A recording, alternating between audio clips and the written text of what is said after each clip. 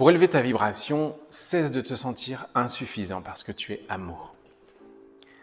Comment j'ai cessé de me sentir insuffisant? Eh bien, tout simplement en arrêtant déjà de me comparer aux autres.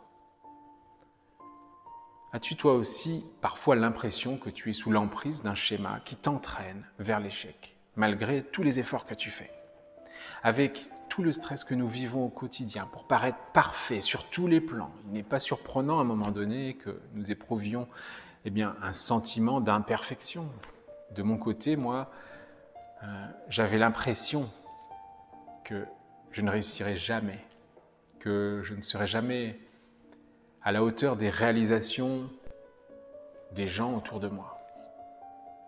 Mais n'est-ce pas en tombant finalement, une fois de plus, et encore une fois, que nous avons appris à marcher? Est-ce le fait d'échouer qui a une connotation négative ou la valeur que notre société donne à l'échec finalement qui le rend plus ou moins mauvais? La manière d'aborder cette question est souvent culturelle. Par exemple, aux États-Unis ou dans les pays nordiques, lorsqu'on a rencontré l'échec, des difficultés que l'on a surmontées, lorsqu'on a changé d'orientation même, ou qu'on a fait faillite dans une entreprise, tout en se remettant en selle ensuite, la personne elle est plus valorisée sur sa capacité à avoir rebondi justement sur le fait qu'elle a trébuché. C'est toujours l'expérience en fait qui va primer par rapport à la connaissance théorique. C'est pour cela que l'échec, en quelque sorte, est un diplôme. Punir l'échec est le seul moyen pour que personne n'ose. Reste à savoir combien de fois il est permis de trébucher et de se relever en restant bien sûr du côté de la bienveillance. Mais il n'y a en réalité pas de nombre. La culture de l'échec, en France par exemple, est une chose effroyable dans l'éducation. C'est la mauvaise copie montrée devant la classe, à tous les élèves, à l'école primaire. Ce mauvais souvenir du bonnet d'âne, même en ce moment, en ce siècle, on le fait encore cette année. C'est complètement hallucinant. C'est le mauvais point qu'on te remet. C'est l'isolement au fond de la classe, dans un coin. Ce sont des corrections, toujours marquées en rouge sang, tu vois. Le fameux « peut mieux faire », ou alors « n'a pas travaillé »,« n'a pas compris ». C'est toute une multitude d'adjectifs en fait qui traduisent quoi? Qui traduisent l'insuffisance, qui font perdre confiance. En France, le proviseur de l'école te convoque si tu obtiens une très mauvaise note.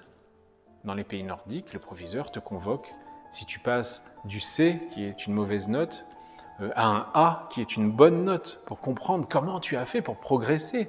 Et bien entendu, te féliciter.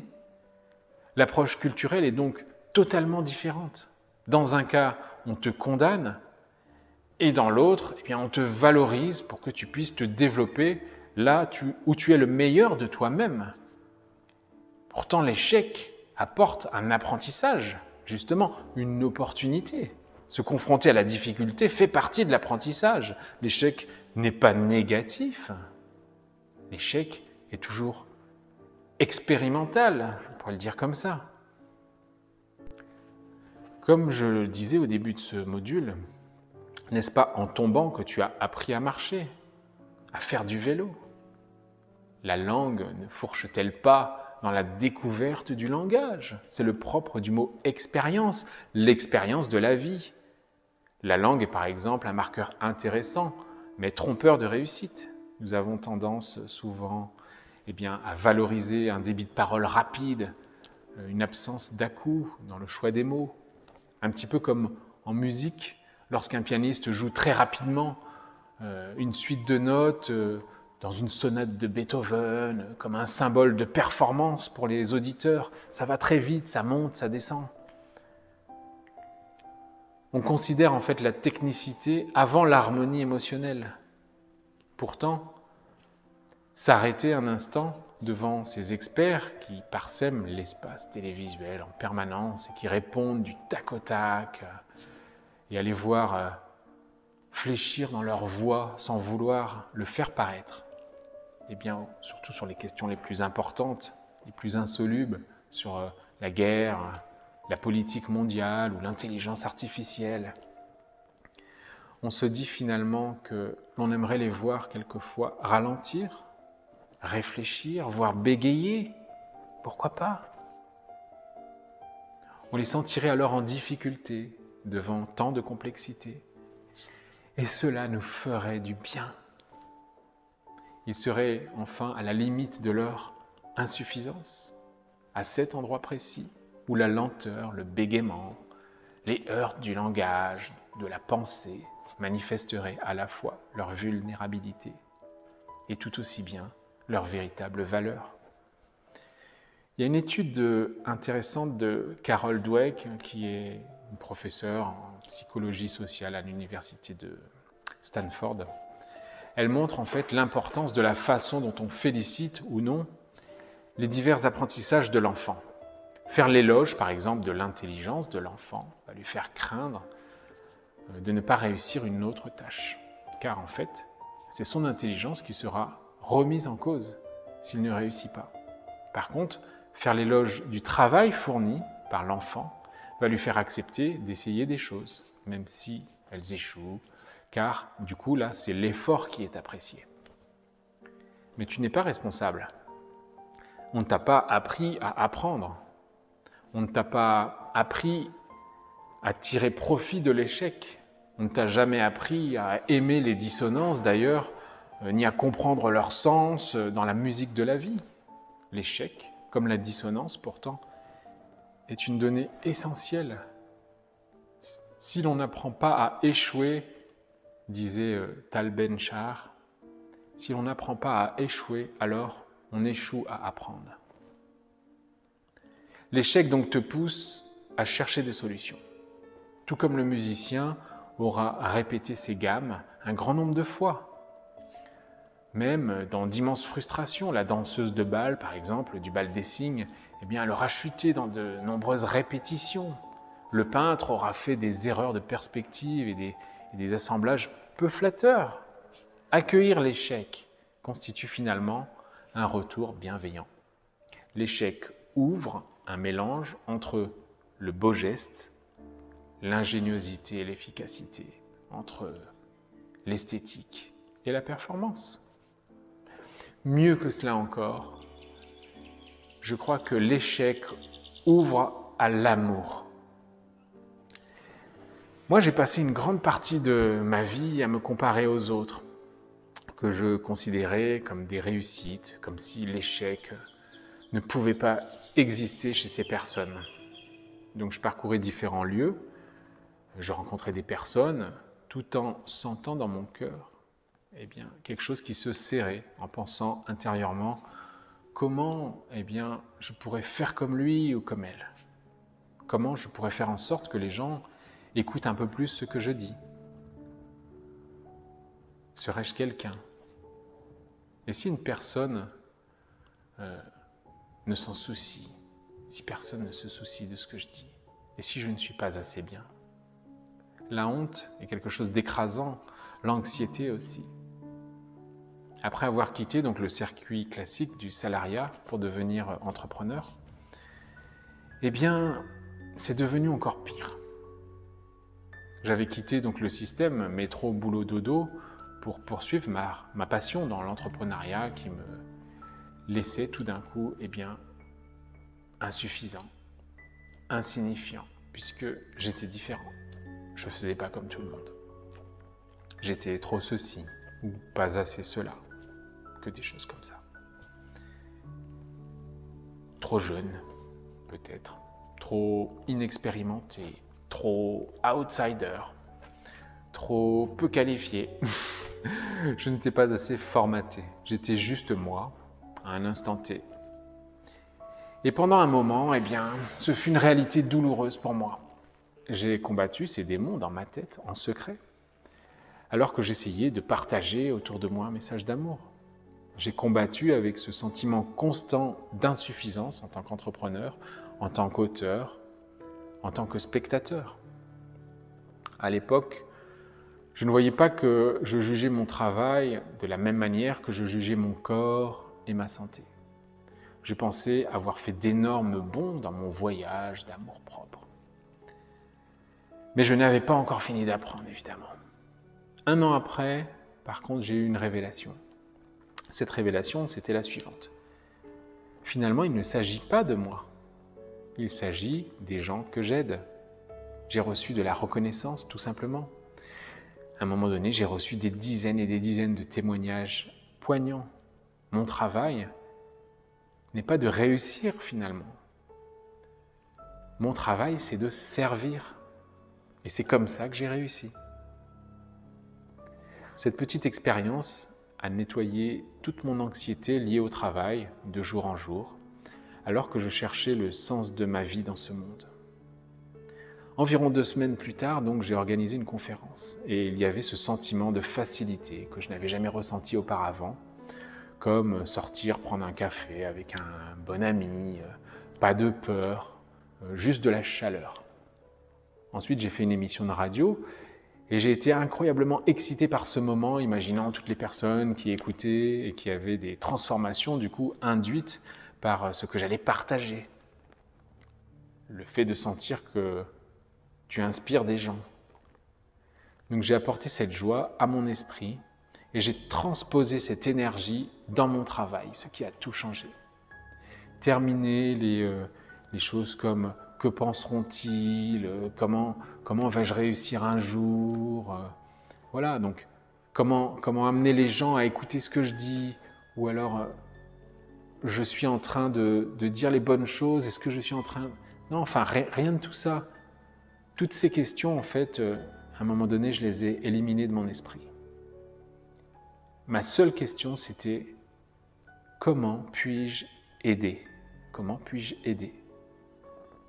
C'était comme une nouvelle liberté, comme si j'avais un nouveau sens d'orientation, une nouvelle boussole en moi qui pointait toujours vers l'amour à travers le partage de la musique et des vibrations sonores. C'était mon devoir, en fait, mon but, c'est devenu ma vie, partager, aider, servir. J'avais subi une révolution silencieuse. Chaque jour, je me sentais plus léger, en perdant mon image de moi inadéquate, et mes rituels d'auto-sabotage, en fait, d'auto-évaluation. J'ai arrêté d'écouter les critiques négatives, de recevoir les mauvaises énergies des personnes toxiques qui me faisaient me sentir mal, en fait, à propos de mon travail, en me comparant sans cesse à eux ou même aux autres. J'ai cessé de vérifier de manière obsessionnelle, en fait, les commentaires que je pouvais recevoir par rapport aux interviews, aux vidéos que je publiais régulièrement. J'ai cessé de me sentir comme si je n'allais jamais pouvoir faire passer mon message. Et ça, c'est extrêmement important. J'ai arrêté de me sentir éclipsé par les réalisations des autres qui enseignaient la même chose que moi j'enseignais. Ou pire, des fois, ces personnes me copiaient. Et j'ai cessé de me sentir éclipsé par ce qu'ils faisaient, même en me copiant. J'ai cessé de me sentir comme si je devais gagner finalement le droit de parler. Au lieu de cela, je parlais encore plus et je faisais encore plus de conférences, plus de vidéos. Et avec le recul, je n'avais aucune idée de la souffrance que je créais en me comparant aux autres, en m'évaluant constamment. C'est quelque chose parfois qui se passe mais qu'on n'arrive pas à analyser, qu'on ne ressent pas. On ressent une douleur mais on ne sait pas pourquoi. Et à un moment donné, si tu continues dans la voie de la culpabilité, ta souffrance te rend égoïste et ton égoïsme va te faire souffrir. Donc oui, j'ai été blessé, mais je ne me souciais que de moi. Les gens signifiaient autant pour moi que les émotions qu'ils pouvaient produire en moi. Je me suis fait souffrir avec ce besoin constant que je ressentais de me préserver. J'avais besoin de me préserver financièrement, émotionnellement et physiquement. J'avais besoin de me réparer et de me garder entier. Je devais continuer à me rendre suffisamment bon. Et ça, c'est quelque chose d'extrêmement épuisant. Je pense que ce qui est vraiment gratifiant, eh bien, c'est de servir le monde. En donnant son temps, de l'argent, de l'amour, de la patience, de l'attention, en donnant au monde chaque jour autant que ce que tu peux faire, en donnant simplement, eh bien, finalement, je me prouve que j'en ai assez, que je suis suffisant. Lorsque j'aborde mon activité maintenant et ma vie à partir de cette prise de conscience, eh bien, je me rends compte que je suis profondément connecté avec tout, avec tout le monde autour de moi, et ma vibration s'est libérée et a commencé à s'élever à partir de ce moment-là. Ça, c'est quelque chose du coup que l'on ressent après cette libération. Voilà qui je suis. Quand je donne aux gens, je me donne à moi-même. Et quand je me donne, eh bien je donne aux gens. Il n'y a pas de frontière entre nous en matière d'amour. On n'a pas de frontière entre nous. M'aimer, t'aimer, c'est pareil. Tout cela est un acte d'amour inconditionnel. Comparer, par contre, c'est séparer. C'est supposer que tu es différent. Se sentir insuffisant en présence de quelqu'un, c'est le classer quelque part dans une autre catégorie et finalement se séparer de lui. Et ça, c'est une grande illusion. Bien sûr, à un certain niveau, nous sommes tous uniques et différents.